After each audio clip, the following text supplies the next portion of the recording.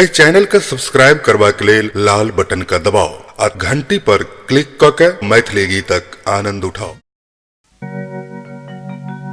अयो एकटा बात कहूं यो, भोला बाबा ओरिया के देश में रहे छी, तैयो तीनों लोग के खबर रखे छी। देखियो भोला बाबा अपने ओरिया देश में रहे छै तैस की तीनों लोग के खबर रखे छै।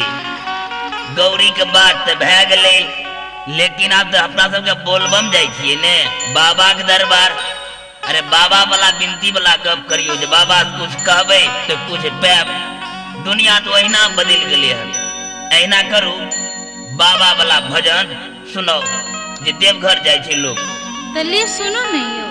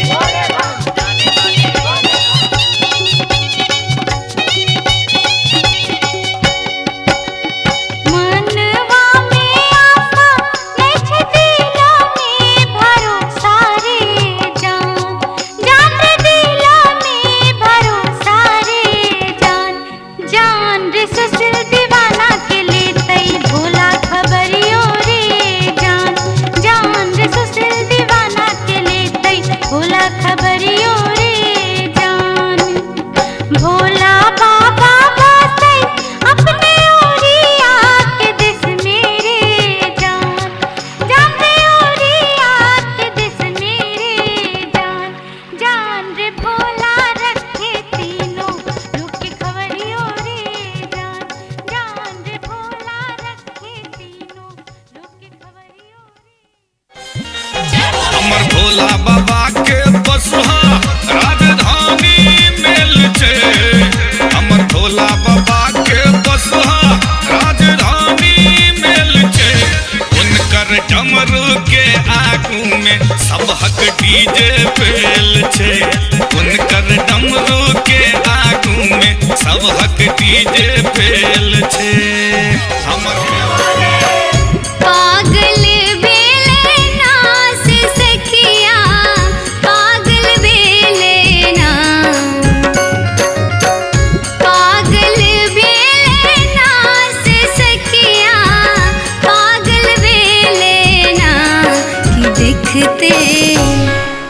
देखते भोला के सुरतिया सखिया पागल वे नैना।